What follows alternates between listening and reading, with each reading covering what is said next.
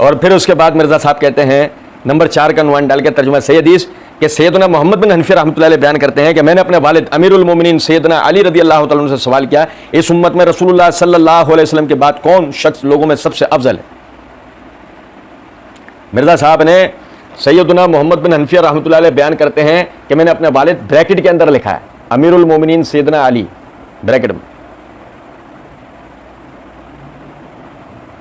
ये देख लिया। अब इसके बाद आगे देखें कि इस उम्मत में रसूलुल्लाह सल्लल्लाहु अलैहि वसल्लम के बाद कौन शख्स लोगों में सबसे अफजल है, तो उन्होंने फरमाया सैयदना अबू बकर।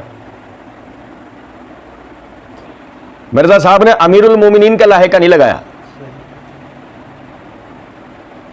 अली रज़ी अल्लाह तआला अन्हु के नाम के साथ अमीरुल मोमिनीन अली पूरा ब्रैकेट में लिखा है, लेकिन अबू बकर के साथ ये ब्रैकेट लगाने की तौफीक हुई नहीं है। फिर मैंने पूछा उनके बाद कौन, फरमाया सैयदना उमर रज़ी अल्लाह तआला अन्हु। उमर के साथ अमीरुल मोमिनीन लगाने की तौफीक नहीं हुई। फिर मुझे खदशा हुआ कि आप रज़ी अल्लाह तआला अन्हु सैयदना उस्मान रज़ी अल्लाह अन्हु का नाम लेंगे, उस्मान रज़ी अल्लाह तआला अन्हु के साथ अमीरुल मोमिनीन का लाहिका नहीं लगाया। इसलिए मैंने कहा फिर तो आप ही हैं, तो आप रज़ी अल्लाह तआला अन्हु ने ब्रैकेट में लिखा बतौर इनकिसारी, फरमाया बतौर इनकिसारी।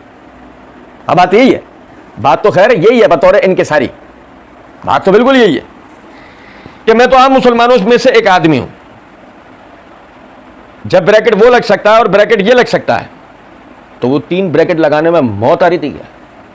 अमीरुल मोमिनीन अबू बकर, अमीरुल मोमिनीन उमर, अमीरुल मोमिनीन उस्मान, लेकिन खुब से बातन है कहीं तो निकलेगा। ये नामुमकिन है कि राफजियत दिलों में छुपी हुई बाहर निकल के ना आए, राफजियत आखिरकार निकल के बाहर आती है। वहां सूरत हाल यह है कि अमीरुल मोमिनीन सिर्फ एक को ही कहा जाता है, तो यही वजह है अमीरुल मोमिनीन का लाहिका यहां भी इंतहाई चालाकी के साथ सिर्फ एक अली बिन अबी तालिब रज़ी अल्लाह तआला अन्हु के लिए इस्तेमाल हुआ है। बाकी आइंदा इंशाअल्लाह पढ़ेंगे। वमा अलैना इल्लल बलाग।